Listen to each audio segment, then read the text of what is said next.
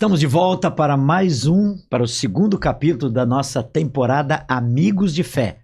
Olha aqui, se você deseja receber esse estudo, só entra ali no nosso canal, pede que a gente vai fazer chegar para você, tanto físico quanto ou digital. Se for daqui da região de Novo Hamburgo, Sapiranga, de Novo Hamburgo e Esteio, não é? Você pode, São Leopoldo, você pode pedir físico que nós vamos fazer chegar até você. Se você for de outra região do país, não é? Nós faremos chegar até você de forma digital. O nosso estudo, o nosso manual Amigos de Fé. Vamos à vinheta do início do nosso estudo de hoje.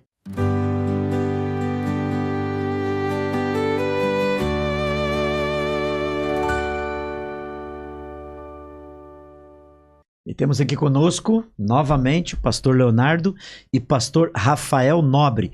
Pastor Rafael, nosso tema de hoje é divindade. Que tema é esse? Hoje vamos falar um pouquinho sobre Deus, né? Divindade, como assim existe um só Deus, mas existe a Trindade. Como é isso segundo a Bíblia? Hoje esse é o nosso tema. Ok. Essa é a primeira pergunta, então? Primeira pergunta é sobre o que a Bíblia declara a respeito de Deus. E o texto para nós lermos aqui é o texto de Deuteronômio, capítulo 6, verso 4, um texto bem conhecido, um texto bem curto, que está aqui na lição mesmo para nós completarmos, que diz assim: Ouve, ó Israel, o Senhor, nosso Deus, é o único Senhor. E essa já é a resposta. Então, para iniciarmos esse diálogo, nós já temos esse texto que informa que Deus é o nosso único Senhor, um Deus só. E vamos entender melhor a respeito desse assunto ao longo das perguntas. Opa, pastor Leonardo, ele disse que é Deus é o único e só. Em Gênesis fala de um Deus plural. Como que a gente entende isso? Segunda pergunta. Perfeito. Para nós compreendermos isso, o texto que nós vamos ler é Gênesis capítulo 1, versículo 26, como bem colocou o pastor. E esse texto ele é muito interessante, porque ele começa dizendo assim: Também disse Deus, façamos o homem à nossa imagem conforme a nossa semelhança. Duas vezes façamos e vai usar a ideia do nossa semelhança. Nos dois momentos, ele utiliza o plural. Por isso, nós podemos compreender que esse único Deus, ele é apresentado assim em uma trindade, que nós vamos ver mais à frente, mas que nós já conhecemos, né? O Pai, o Filho e o Espírito Santo. Então, aqui esse plural nos demonstra isso. O plural, então, aqui a resposta é o Pai, Filho e Espírito Santo? Isso, perfeito. A nossa resposta seria: Deus usa o plural, nós façamos, indicando mais de uma pessoa. Em Gênesis, pastor Rafael. A amizade faz quebrar a formalidade. Não é? Em Gênesis 2, 24, fala um pouco mais disso, os exemplos disso. Como é que a gente pode entender isso? Nós já percebemos, né, essa metodologia de Deus se apresentar no mesmo Gênesis, porque aqui há uma comparação que nos ajuda a entender um pouco melhor. Em Gênesis capítulo 2, verso 24, em relação ao primeiro casamento, ao primeiro casal, Adão e Eva, é dito assim, em relação à união que eles deveriam ter. Eu vou ler. O verso fala assim: Por isso, deixa o homem pai e mãe e se une à sua mulher, tornando-se os dois uma só carne. Olha que interessante, uma só carne. Isso não significa que eles vão se fundir um no outro, tornando-se um só corpo.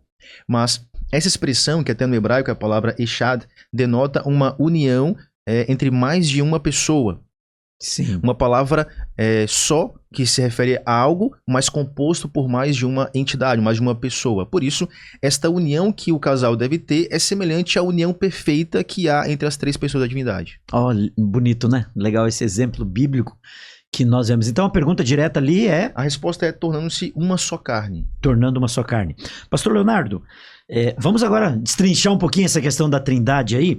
Malaquias e em Efésios fala do primeiro da divindade. Isso. Fala de Deus. Como é que a gente entende isso? Pergunta número 4, né? Perfeito. 4. A pergunta número 4 ali vai trazer esse questionamento. Quem é apresentado como a primeira pessoa da divindade? Quando nós olhamos para o texto de Malaquias 2:10, assim como poderemos olhar para outros diversos textos, mas esse em específico vai dizer: Não temos nós todos o mesmo Pai? Não nos criou o mesmo Deus? E aí o texto continua falando, mas apresenta ali o Pai, né? O Pai que é normalmente aquele que vem à nossa mente quando nós falamos em Deus. Sim. Ele vai se apresentar como aquele, quem sabe, condutor do plano da salvação, aquele que dirige todas as coisas. Contudo, é claro, isso não exclui a importância dos demais que serão apresentados logo à frente aí. Tá, a figura do pai. Deixa eu só perguntar assim. E o pai, ele tem alguns nomes, né? A Bíblia se dirige com ele de algumas formas também, né? Interessante, né? Perfeito. Em vários momentos, a Bíblia vai ali trazer essa ideia do Pai, apresentando ele como um Deus forte, Deus poderoso. Vai aparecer em vários momentos como aquele que cuida do seu povo, que conduz a história. Pastor Rafael, e a segunda pessoa na Bíblia? Quem é? Pessoa da Trindade? Muito bem, então nessa número 5 a gente vai para a segunda pessoa Só da deixando divindade. claro que não é a gente que trata com esse primeiro, segundo e terceiro, né? Mas não é Isso exatamente grau de importância é o mesmo. Eles possuem uma unidade e igualdade, né? Isso. Mas nessa quinta pergunta do nosso guia de estudos, vamos falar sobre o que chamamos de segunda pessoa da divindade, que seria Jesus Cristo. E sabe, alguns têm dúvidas sobre Jesus, ele é Deus, a Bíblia afirma isso ou não. Olha, interessante, aqui no guia de estudos, nos dá algumas passagens que se referem a Jesus. A primeira delas é Isaías 9,6. E aqui a resposta já é para completar o texto bíblico.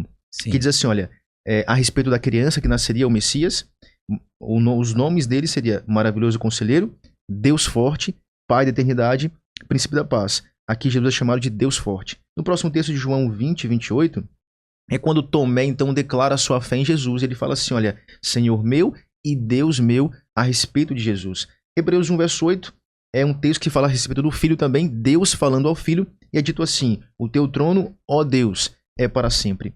E há outras passagens bíblicas que nos mostram a divindade de Jesus, como por exemplo João 1, verso 1 a 3, apresenta Cristo como Criador de todas as coisas. Então a Bíblia declara em muitas passagens que Jesus é Deus, completamente Deus, perfeitamente Deus. E é interessante, né, que Jesus é muito atacado na sua divindade desde quando ele esteve aqui com a gente, né? Isso mesmo. É uma das armas do inimigo, porque tirar a divindade de Jesus, a morte dele e a nossa salvação perde o sentido. Perde o sentido, né? Pastor Leonardo, e a terceira pessoa da Trindade, talvez hoje a mais atacada, né? Sem dúvida. O Espírito Santo. Sem dúvida. O Espírito Santo é provavelmente hoje aquele que é mais atacado e por vezes sofre de uma má interpretação, né? Para respondermos isso, nós vamos ler o texto de Atos capítulo 5, os versos 13 e 4, e a nossa resposta do estudo é de preencher lacunas. Então já convido você a prestar atenção comigo aqui nesse texto em que nós vamos responder então a nossa pergunta. E o texto diz assim: então disse Pedro, Ananias, por que encheu Satanás o teu coração para que mentisses ao Espírito Santo? E ali a nossa primeira lacuna é justamente Espírito. E o texto continua, reservando parte do valor do campo, conservando-o porventura não seria teu, e vendido não estaria em teu poder?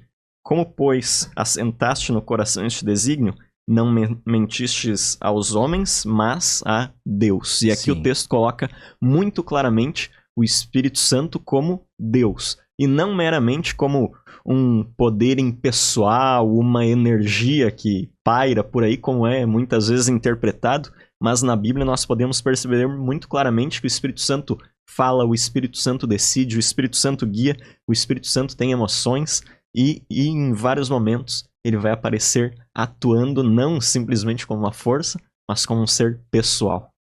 Interessante, eu estava falando com o pastor Rafael, que a pessoa de Jesus é atacada porque ele é o Salvador, que não é que perdoa os nossos pecados. Já a pessoa do Espírito Santo é atacada hoje porque ela que esclarece, que nos mostra o caminho, não é? É o Espírito Santo que trabalha com os nossos amigos que estão assistindo esse tema, é ele que convence, ele que mostra, ele que coloca a importância e traz o entendimento da Bíblia, né? Sem esses dois, não estaríamos perdidos, não é? Pastor Rafael, a pergunta 6 fala que Paulo fala de, acho que é 7, né? 7. Pergunta 7 fala de Paulo pedindo para orar, e aí ficou uma confusão, ora em quem? Ora a Jesus, ora a Deus, ora no Espírito Santo. O que Paulo fala desse tema? Isso mesmo, na verdade, na número 7 nos traz uma verdade de quando Paulo, então, ele faz os seus agradecimentos no final das suas cartas, e então ele usa uma expressão recorrente, né, que é a resposta, inclusive, da nossa pergunta número 7, que é para completar o texto bíblico. E diz assim o texto bíblico, olha, lá em 2 Coríntios, capítulo 13, no verso 13 também, é o último versículo dessa segunda carta de Paulo aos Coríntios, capítulo 13, verso 13, diz assim, olha, Paulo dizendo: a graça do Senhor Jesus Cristo e o amor de Deus e a comunhão do Espírito Santo seja com todos vós. Então, ele abençoa a igreja e veja a maneira como ele utiliza, né? A graça do nosso Senhor Jesus, então aqui está a divindade. Aqui seria então Jesus Cristo, aparece Deus o Pai na sequência. 2. E aparece então o Espírito Santo. 3. Então o próprio Paulo, ele menciona essa trindade, essa divindade, que nós vemos presentes em vários momentos na Bíblia, como por exemplo no próprio batismo de Jesus, onde Cristo é batizado, do alto vem uma voz que diz: este é meu filho amado em quem me alegro, e o Espírito Santo desce sobre ele em forma corpórea de uma pomba. E em muitos momentos vemos a trindade reunida nas Escrituras. Olha só. Se for responder direto ali, então Completar o verso bíblico, que seria Jesus, Deus e o Espírito Santo. Pastor Leonardo, qual deve ser então a nossa atitude diante de Deus, em relação a Deus? Perfeito. A partir disso, a nossa atitude deve ser corresponder tudo aquilo que ele faz por nós, né? O texto vai questionar a nós qual seria, então, a definição do caráter de Deus. E 1 João, capítulo 4, versículo 8, vai ali nos trazer um princípio. Obrigado, né? Me salvou. Eu me equivoquei aqui na pergunta. Tem razão. Era 8, né? Era 8. Volta lá. Sem problema. Aqui o texto vai nos trazer algo que é importantíssimo para a nossa compreensão. 1 João 4,8, um texto que a gente decora muitas vezes quando somos pequenos, vai dizer: aquele que não ama não conhece a Deus, pois Deus é amor. A base do caráter de Deus, o Pai, o Filho, o Espírito Santo, é o amor.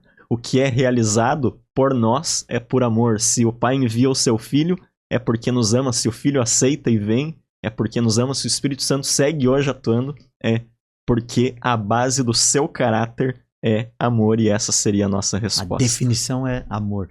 Pastor Rafael, então, vou fazer a pergunta que eu fiz antes, que eu me equivoquei aqui. Eu também erro, viu? Como deve ser, então, a nossa atitude diante de Deus? Então, diante desse amor manifesto por nós, Deus espera uma correspondência humana.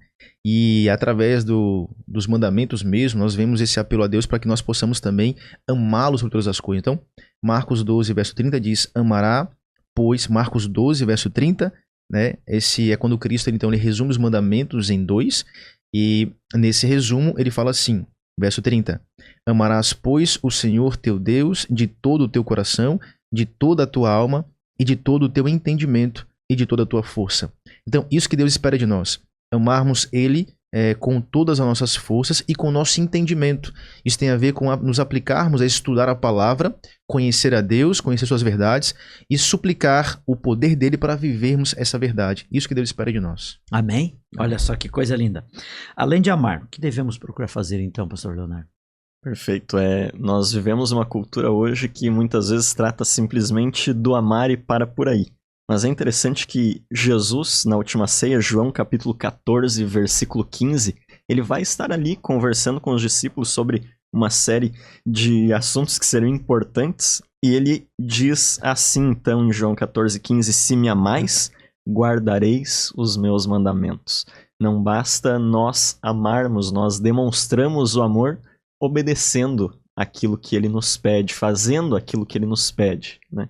Então isso é importantíssimo, não ficar só em um amor da boca para fora, mas um amor do coração que se reflete também nas nossas atitudes. Quem é Deus para você, pastor Rafael? Deus é aquele que me mantém, me sustém, me desperta, me alimenta. Sem Deus não há esperança, sem Deus não há perspectiva de existência. Então, sem Deus não há minha existência. Então, Deus ele é tudo em mim e tudo para mim. Interessante, porque Deus é amor. Às vezes a gente procura Deus para solucionar os nossos problemas financeiros, de saúde, familiar, relacionamento, um monte de coisa. Na realidade, Deus é essencialmente amor. Ele olha para nós, Ele sabe as nossas necessidades. Quando nós despejamos sobre Ele, Ele cuida de nós. Como o pastor Rafael falou, Deus na pessoa do Filho Pai e o Espírito Santo. O que você vai fazer desse tema? Quero você passar a amar mais a Deus, e quando ama a Deus, automaticamente vai refletir na tua vida espiritual, na tua vida familiar. Esse amor vai exalar por todos os poros da tua vida e por todos os momentos da sua vida. Que esse Deus te abençoe e esteja com você e com a sua família. Ore para nós, pastor Leonardo. Oremos então. Santo Deus, Pai nosso, nós louvamos e agradecemos a Ti, porque a base do Teu caráter é amor. Nós agradecemos porque o Senhor manifesta, então, o Teu amor a nós de diversas maneiras. Nos auxilia a respondermos o Teu amor, amando o Senhor e obedecendo os Teus mandamentos a cada dia. Pedimos a Tua bênção sobre cada um dos nossos amigos, no nome de Jesus. Amém. Amém. Obrigado por você ter estado com a gente no nosso segundo tema do Amigos de Fé, e no nosso próximo momento vamos estudar um pouquinho sobre a salvação. Quem nos salva? Igreja, pastor, padre, dinheiro, o que nos salva? Não perca o próximo episódio. Amigos de Fé.